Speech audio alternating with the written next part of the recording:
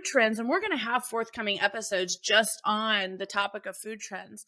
But food trends really do, chefs are who set them, don't you think? I do. I think that I've said for years that a white tablecloth chef, so your kind of higher end dining experience really set the stage for then what trickles down to that second tier, where it's maybe more the mom and pop restaurant and or even the chain restaurant, right? But it's the chefs that are kind of the forethinkers of the trends and really examining them and not just seeing the trends, but then saying, oh, if that's the trend, here's what I'm going to do. I mean, think about a couple of years ago when we were all saying, well, veganism is going to be the next big trend.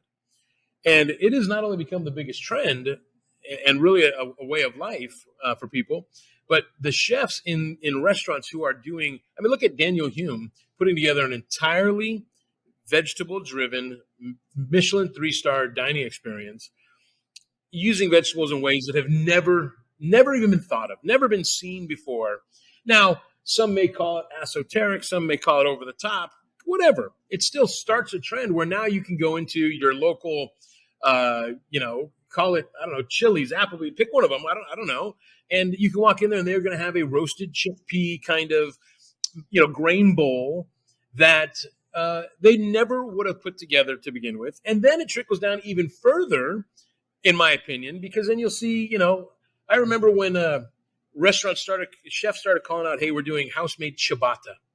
And then, next thing you know, you saw the chain restaurant serving like a warm loaf of ciabatta on the table. And then, of course, driving down the street, Jack in the Box or somebody is got, the new ciabatta burger. Yeah, like the Starbucks breakfast sandwich on the ciabatta roll. Yeah, exactly. 100%.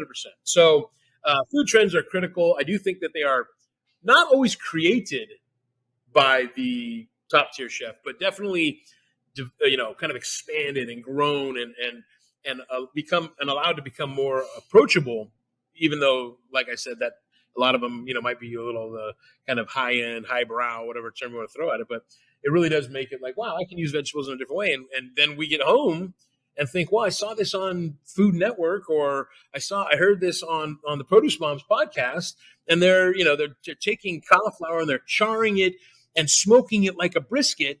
And yet, and that's where somebody's like, okay, if I can find that recipe, I'm willing to try that at home.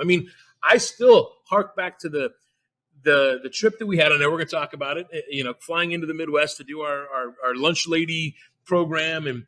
And I got to, wherever I landed, I don't even remember where I ended up landing, but I got to my hotel and there was nothing open. And I had that, I had brought in my ice pack carry-on, the lentil, red cabbage, kind of. The plant-based sloppy Joe. I knew it was going to be good, but I had no idea it was going to be that good.